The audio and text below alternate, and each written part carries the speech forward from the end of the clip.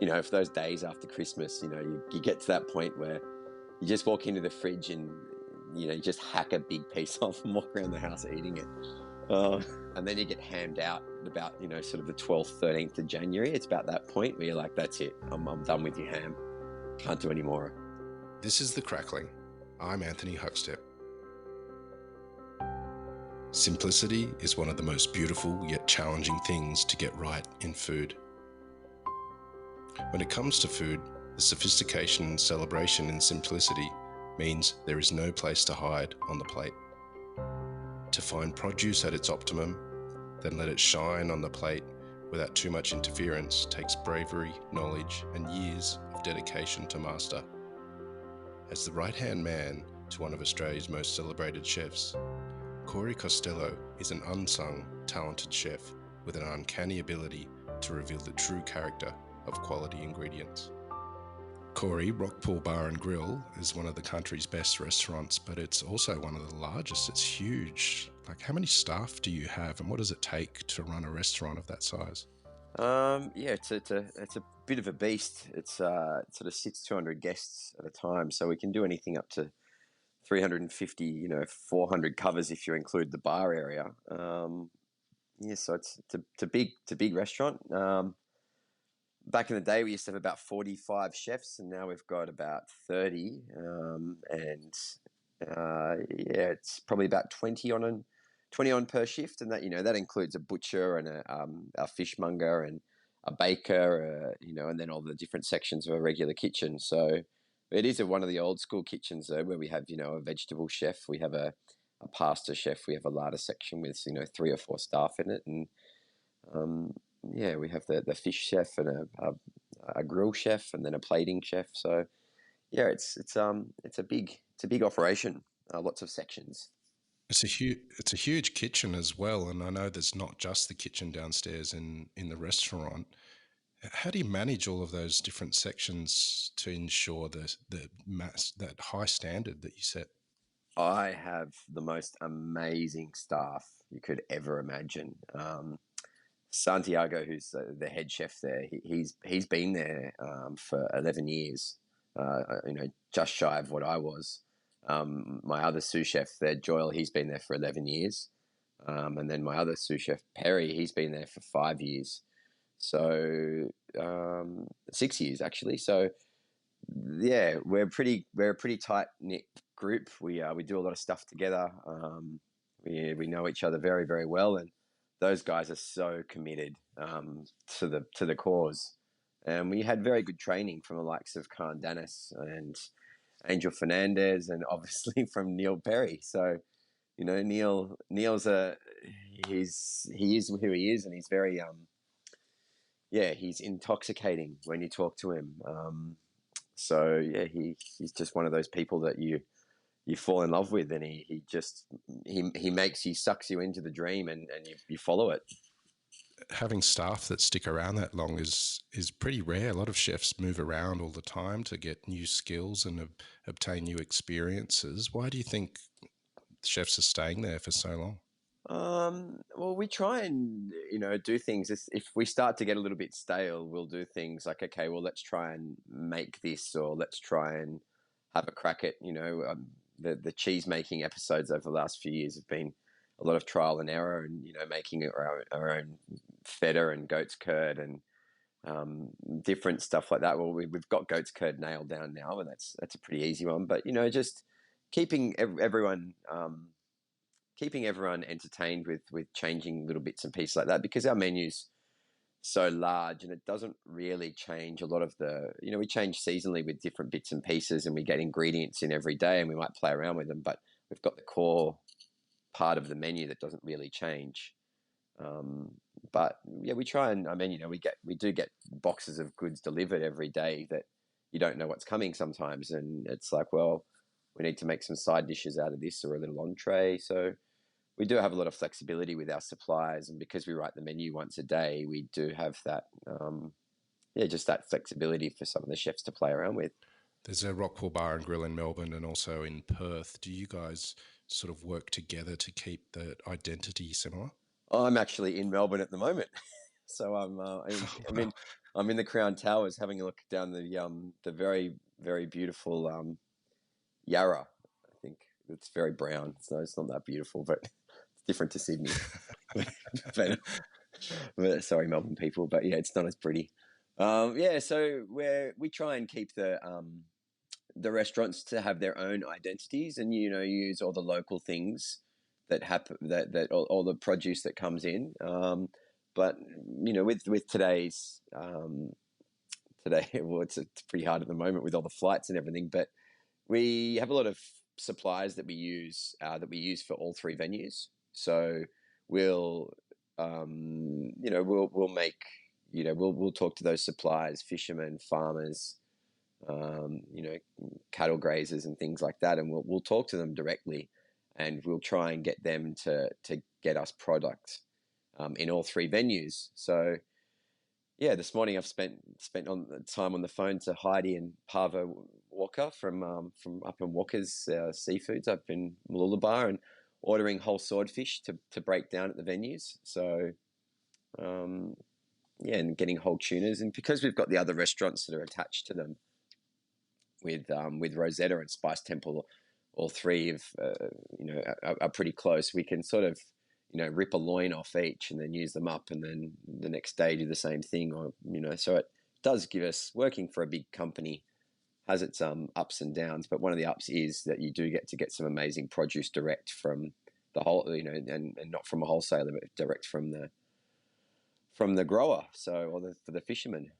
You mentioned you're in one of those rare positions to actually have an on-site butcher. Not many restaurants have that, and a butchery section. You get in whole pigs and whole animals. Can you tell us about the process there and what you guys do with the meat program? Yeah, well, once again, that was one of those things. It's like the chefs are starting to get a little bit bored, and at home on the weekends I make not on weekends, but once a year I make charcuterie, some salamis and stuff with the boys in the garage.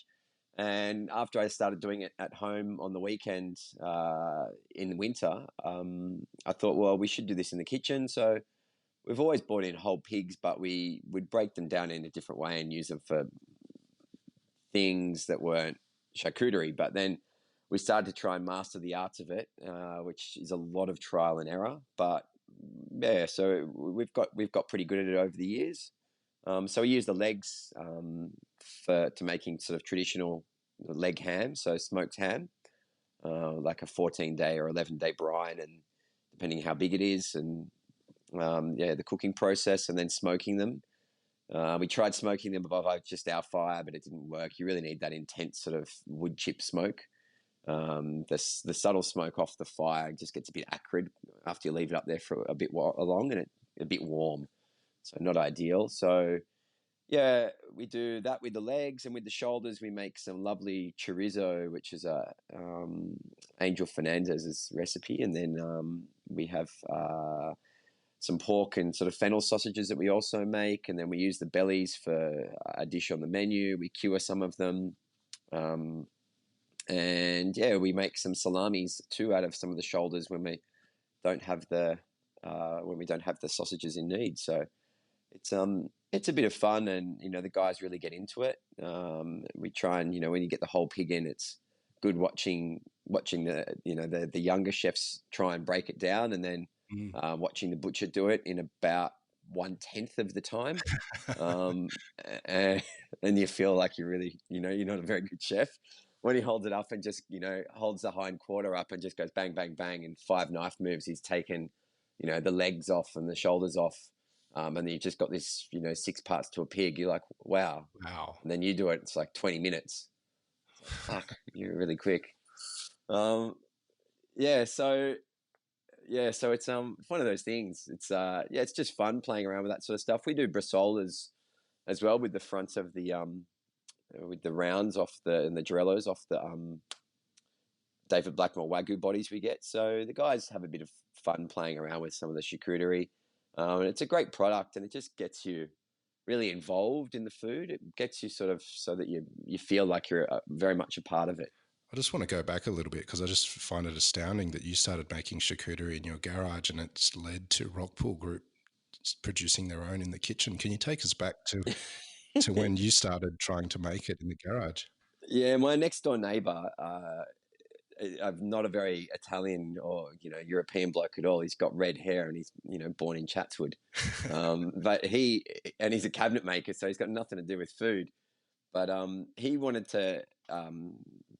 He bought a pig off a saw sharpener that sharpens his blades for his cabinet making, who has a hobby farm.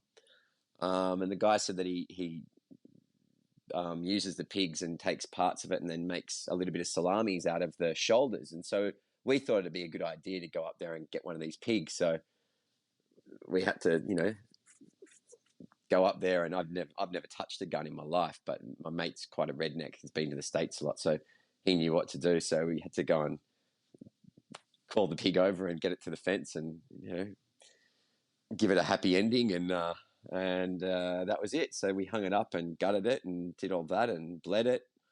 It's very warm, a dead pig. I wasn't expecting it to be so warm when I first did it. And they said, well, you gut it, you're a chef.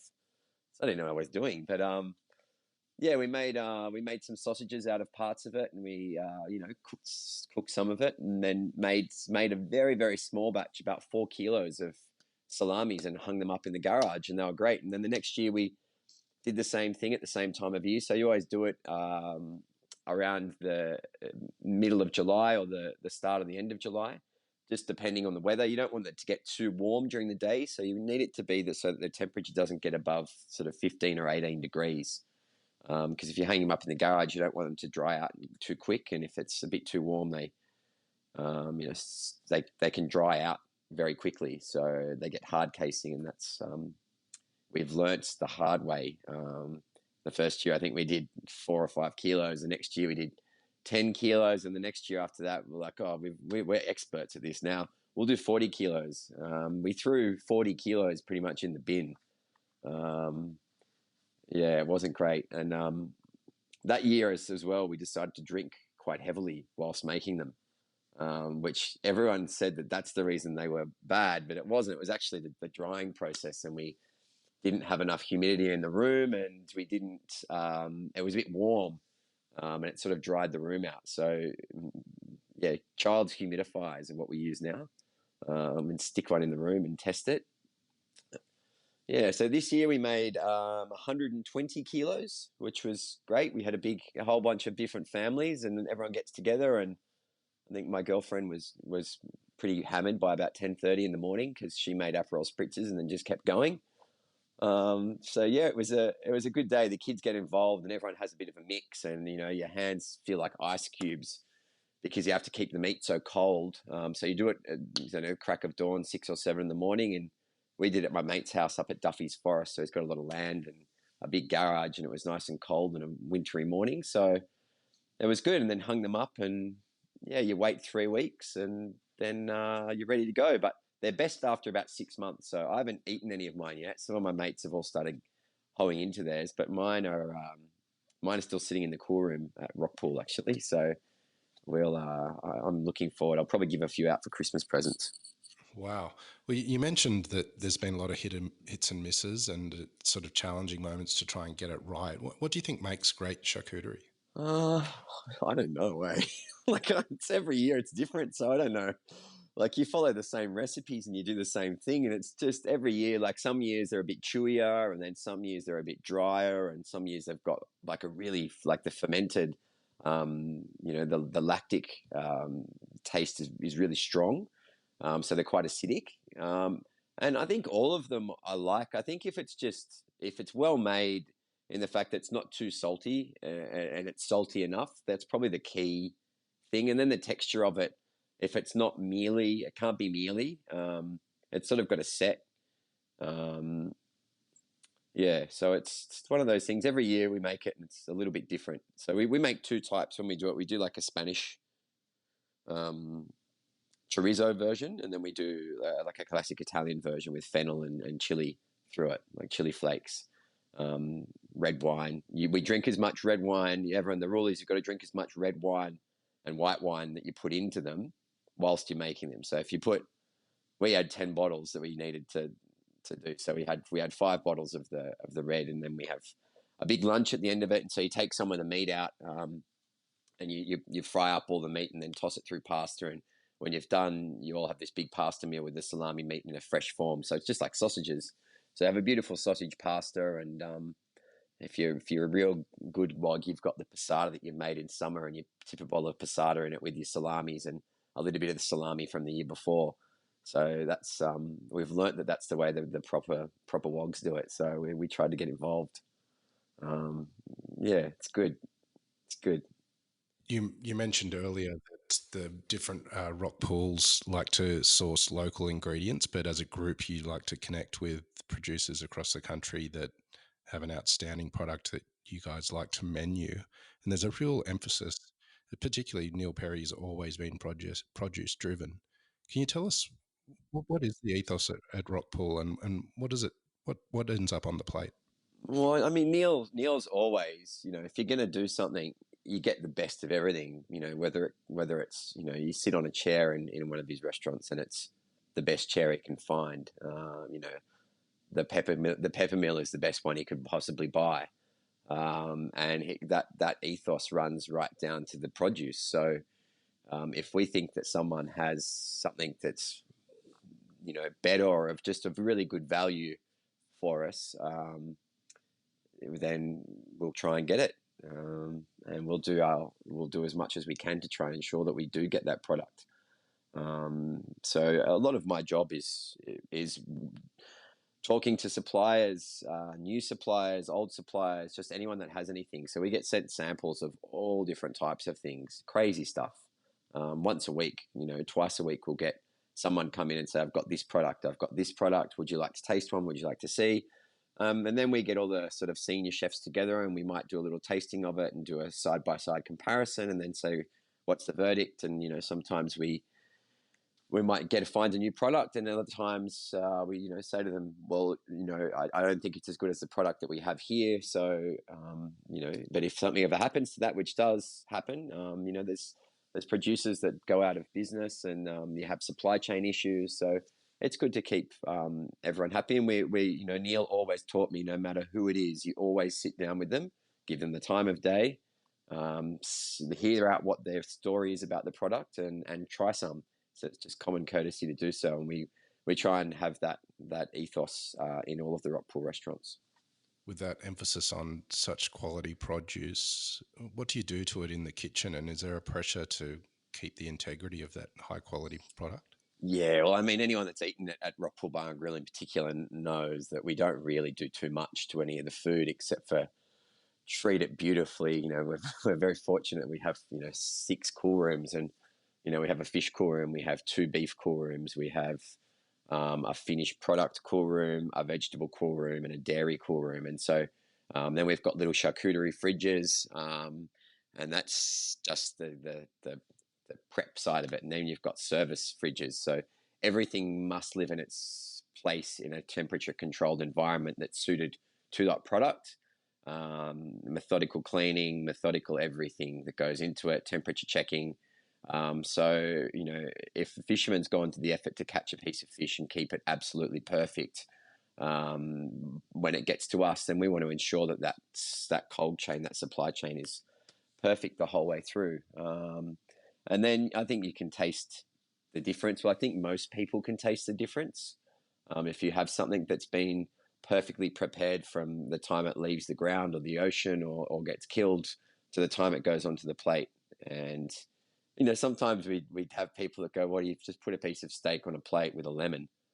Well, where's the sauce? Where's this? And it's like, well, just try it on its own and then tell me what you think.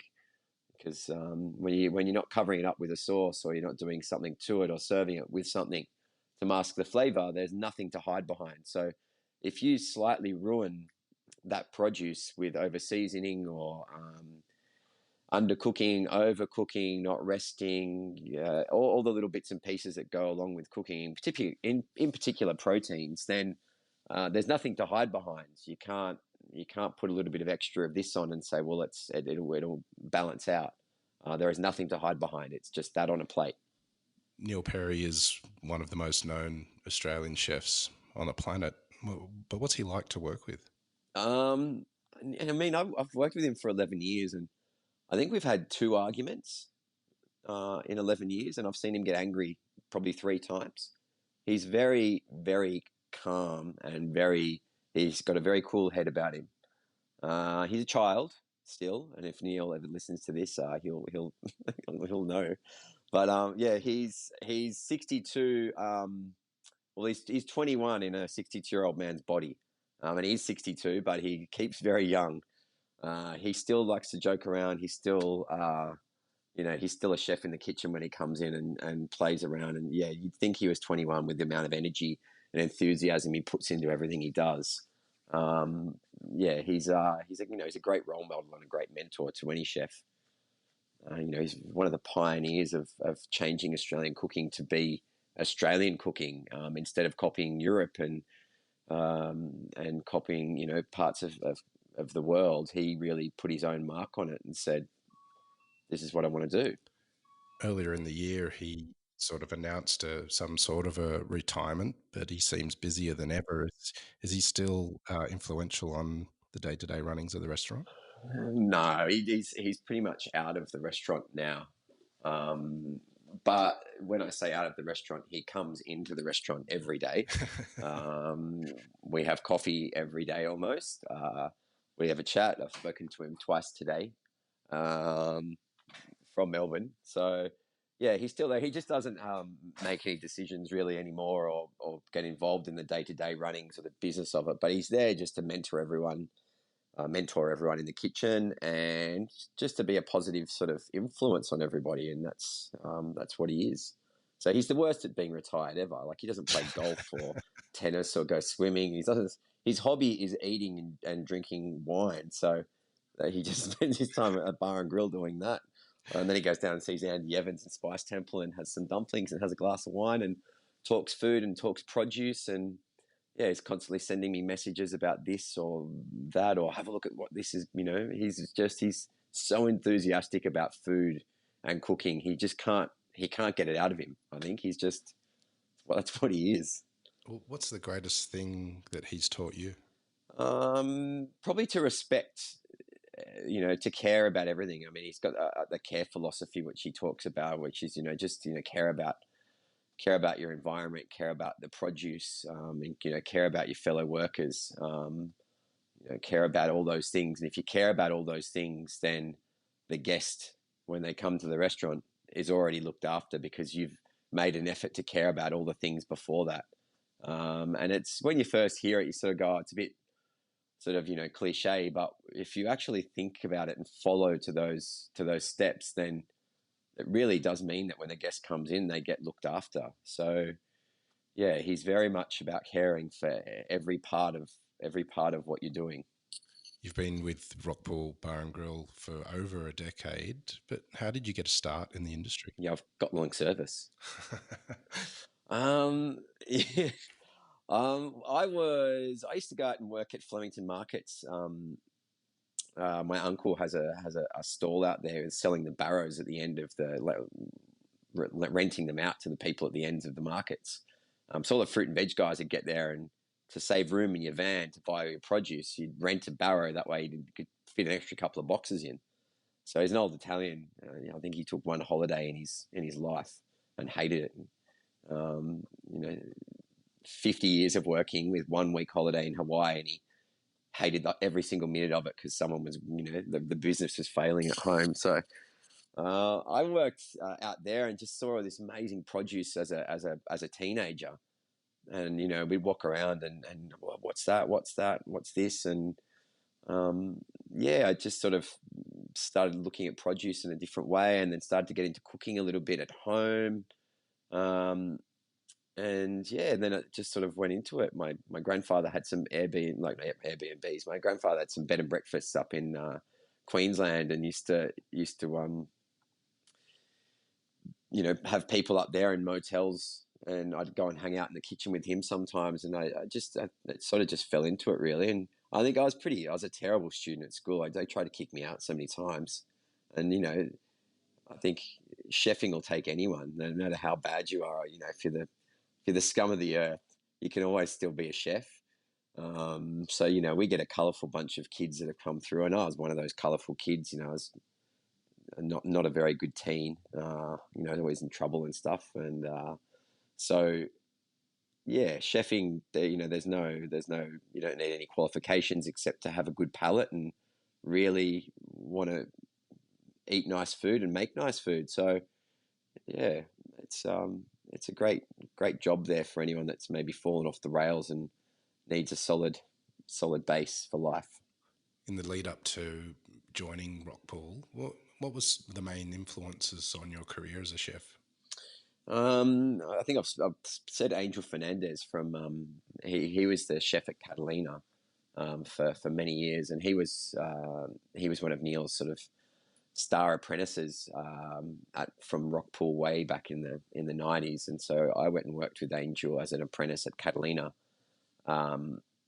and yeah, he was working when Rockpool Bar and Grill opened in Sydney. He was working there and said, "Oh, would you like to come along?" And at the time, I'd been working up at Hayman Island and with Peter Caravita and Flying Fish, and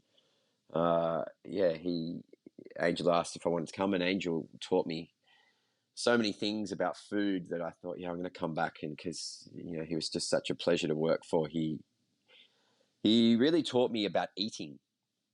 Angel had the most. He could not, like, if something would come in and it was beautiful, he would eat it straight away. He just like, bang, I'm eating that. I can't serve that to someone. I need to eat it myself. I remember like catching him in the cool room just smashing cheese or eating this. So he just used to eat and eat and eat, and he'd teach everyone, why would you serve that? That's not something you want to eat. Eat it. Tell me what it's like. Talk to me about what it tastes like. So he was very, very big on eating, and so we tried to. Yeah, I love that spirit of his. He wasn't out to try and make the world's most fancy food or reinvent anything. He just wanted everything he's put onto a plate to taste delicious. Yeah, he's down in Melbourne too. He's just come back from New York, so I want to try and catch up with him while he's here. And then Neil Perry as well is just a great influence, and Neil taught Angel, so it's the same sort of philosophies, and Angel got them from Neil pretty much. And Peter Caravita, who I worked for a while, was a very, very, very astute businessman, and very, very good in the kitchen. An absolute. I remember him sort of telling me, if you're going to work for someone, make them money. It's a lot of chefs cook for ego out there, and a lot of chefs, cook to, win awards or try and recreate something and forget sometimes that they're cooking for guests who are paying to eat there. And, if you don't have guests in your restaurant, then you're not paying the bills. And if you own your own restaurant, then you'll find very, very quickly that you need to pay those bills. And if you're working for someone and they own the restaurant and, you don't have customers because you're cooking for your ego, then it's not a good spot to be in. So Peter Caravita taught me very early on that if you're cooking, you need to make money for your owners, because one day if you want your own restaurant, you need to make money for yourself. And I mean, that's very evident now. There's probably a lot of restaurants that, after COVID, won't come back because, they maybe weren't really making that much money. And it's a hard game. The margins are so tight. If you said to anyone, invest this much money for this much return, no one would do it. You really have to love doing it. But at the same time, you have to pay bills. So You've travelled the world with Neil on behalf of the Rockpool Group. What's some of the most amazing experiences that you've had? Well, last year I told Daniel Ballou that he was looking a bit old, and he punched me in the stomach. That was pretty funny. But yeah, I mean, stuff like that I sort of take for granted sometimes when I used to travel and do things. Particularly now, now the highlight's going to Melbourne, but yeah, working with some of those chefs over in the States has been unbelievable. And, in Singapore as well, when we go over and do the Grand Prix, you get to rub shoulders with some of the world's elite people. And, I'm humbled by it a lot. And it's yeah, I have to. I'll look back and think I should have probably taken photos and selfies with all these famous chefs that I've worked with around the world, but I never did. Um, yeah, yeah, I feel very privileged. And also, when Neil used to do the big charity events for the Starlight Foundation, when we'd have the likes of Grana Katz come, and Heston Blumenthal, and Thomas Keller, cooking alongside a team like that, and Donny from Mugaritz, standing there and having him explain his dish to you, and taking you through the journey of it with his chefs, and those things are pretty special. It's nice when you go overseas and you get to do that, or even when we do it here. I think the last one we did was in New York with Daniel Boulou, and it was some very, very talented chefs that were working alongside there, and I think Daniel had one from each continent. So it was great, and hanging out in this beautiful kitchen in New York with all these great chefs and drinking some amazing wine. So I'm very privileged, and when I think about it, being a scumbag teenager with no education that got kicked out of school pretty much to drinking $1,000 bottles of Burgundy in New York. It's a nice thing to do.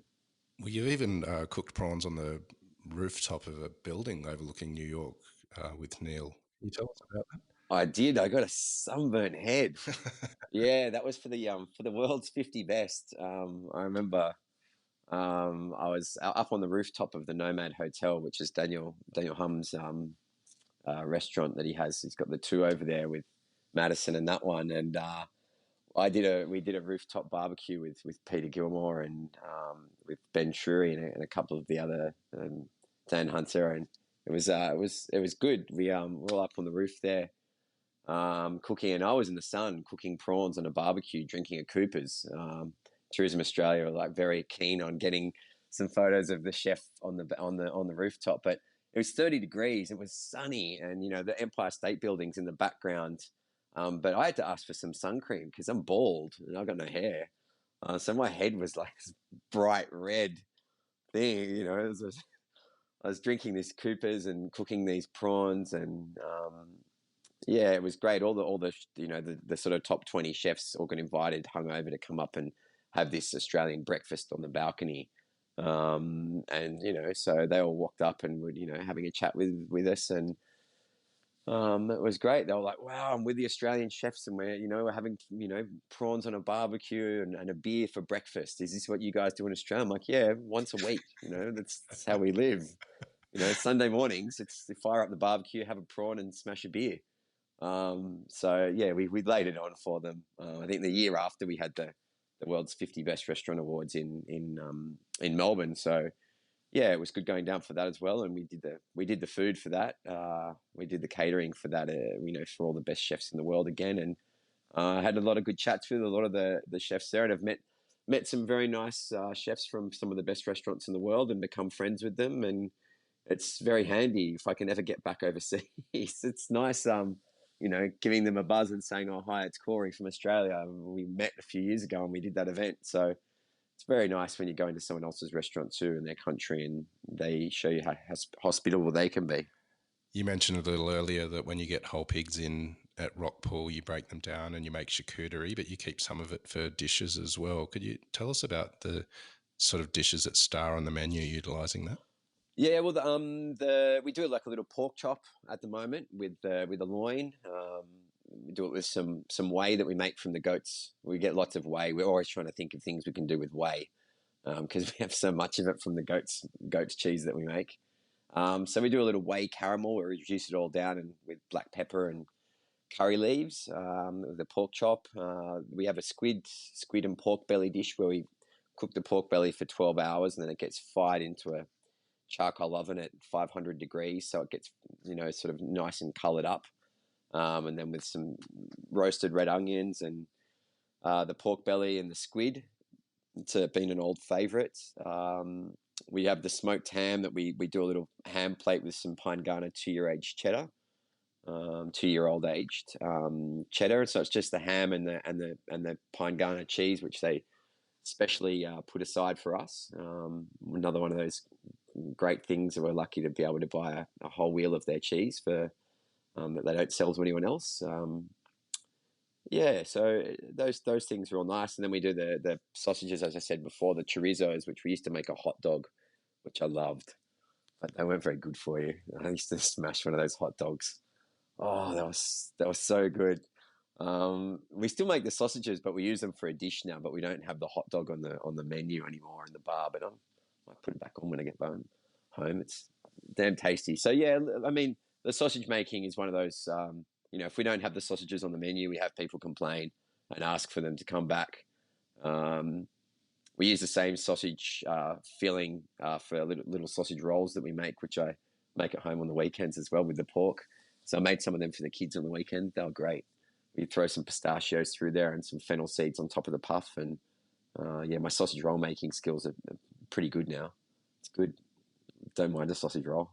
We're heading towards Christmas, and you do like to have a gathering with friends and feed a lot of people.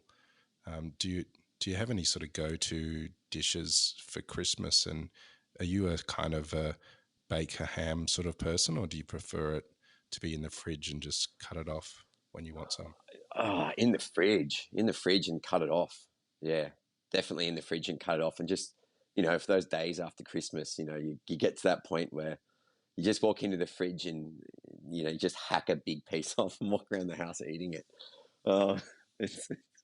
You get to that point and then you get hammed out at about, sort of the 12th, 13th of January. It's about that point where you're like, that's it. I'm done with your ham. Can't do any more.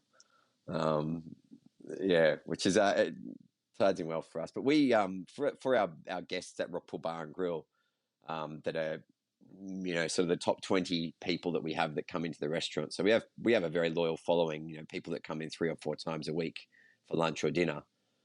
And so we've got this list of people that come in a lot of times.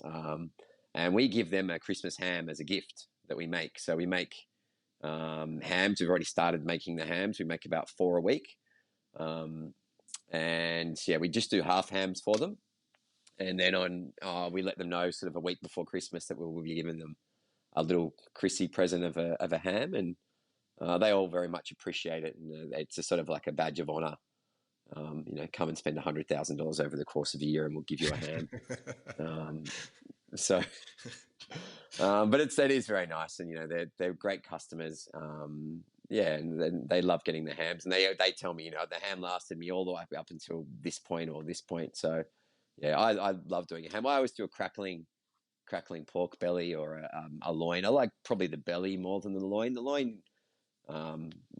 is nice, but I like the fattiness of the belly, and so yeah, nice crackling pork belly on Christmas Day, and that's the only thing I pretty much do hot, and the rest of it, the usual prawns and ham and a swim. And when we're done with the ham bone, that means it's time to go fishing, because we always use the ham bone and chuck it into some crab nets and then take it up to Pittwater and try and catch some blue swimmers with the ham bones.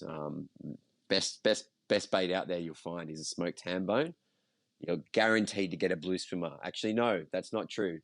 No one go up and go to the go anywhere near Pittwater. I need them. Yeah, and don't check my crab pots either. Amazing. Steal my crab. Well, mate, I'm with you exactly on the ham in the fridge.